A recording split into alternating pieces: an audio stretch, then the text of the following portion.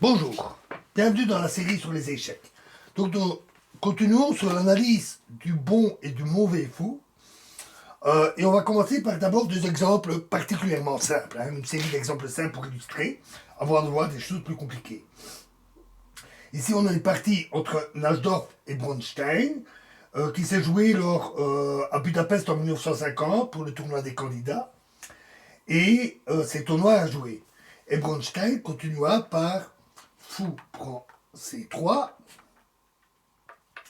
dame prend C3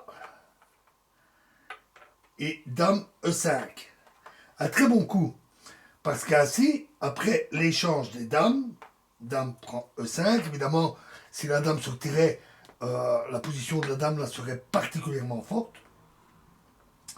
D prend E5, et alors se présenta une position où la supériorité du bon fou, ici le fou noir qui n'est pas gêné par ses propres pions et qui en plus attaque les pions blancs, encore le pion central assez faible, et le mauvais fou blanc, lui, est bloqué maintenant par son propre pion.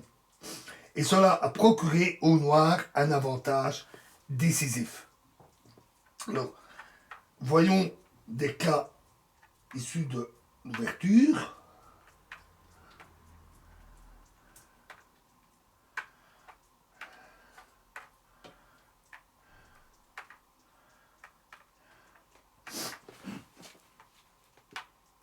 Bon, mettons les pièces.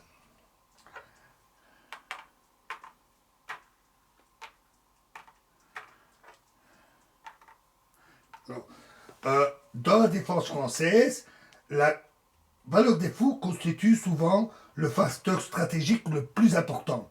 Voyons par exemple cette variante-ci, E4, E6, D4, D5, cavalier C3, cavalier F6, fou G5, fou E7, E5, cavalier D7, et fou prend E7. On échange ici le mauvais fou parce que les pions sont sur la même couleur avec le bon fou.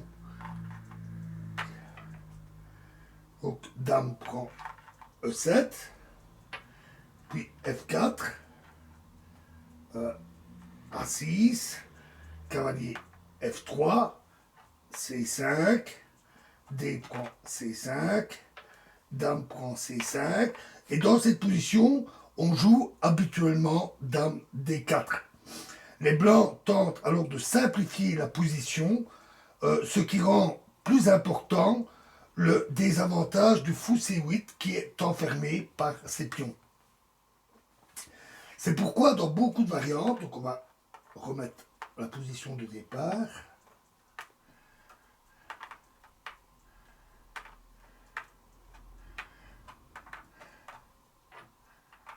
C'est pourquoi dans beaucoup de variantes, les noirs s'efforcent de développer leur fou en B7, où il occupe une situation très active. Quand auparavant a eu lieu l'échange D prend E4. Donc, par exemple, E4, E6, E6, pardon, D5, cavalier C3, cavalier F6, fou G5, D prend E4, cavalier prend E4, fou E7, fou prend F6, fou prend F6, cavalier F3, cavalier D7, C3, B6 et ensuite fou B7 où ce fou est très très bien placé. Dans d'autres cas, il est même possible d'échanger ce fou contre le fou F1. Voyons ça, une autre variante.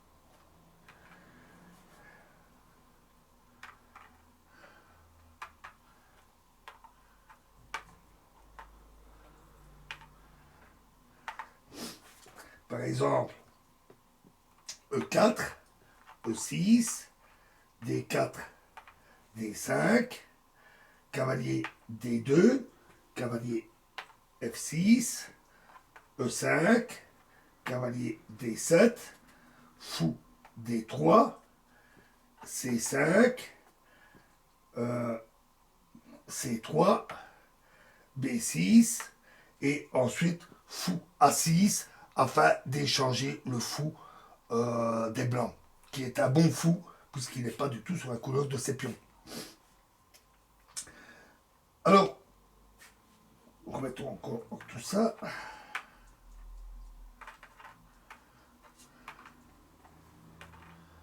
Alors, dans la française, que les Noirs parviennent à résoudre le problème du développement actif du fou C8 constitue dans de nombreux systèmes de la défense française la question décisive.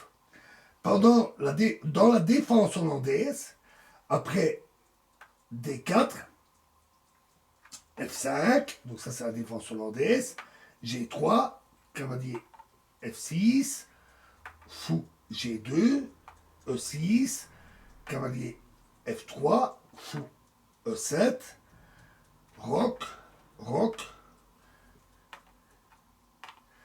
C4, D5. Pendant une époque, à une certaine époque, on a redouté une manœuvre introduite par Botvinnik, B3, C6 et fou A3, qui, là aussi, permet d'échanger un fou, on va dire, en partie mauvais, puisqu'il y a un pion ici sous sa central, sur sa couleur, et le fou ici est un bon fou.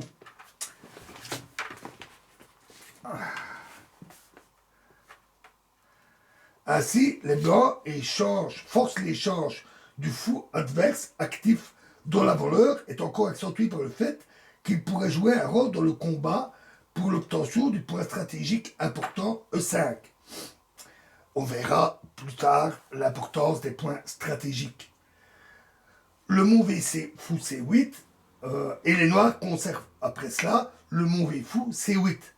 Ce n'est que depuis quelque temps, notamment grâce à Bronstein, que l'on a compris que ce fou n'est pas condamné à une passivité permanente, mais qu'après B6 et fou B7, et plus tard C5, il peut entrer en jeu. Ce n'est que légèrement différé.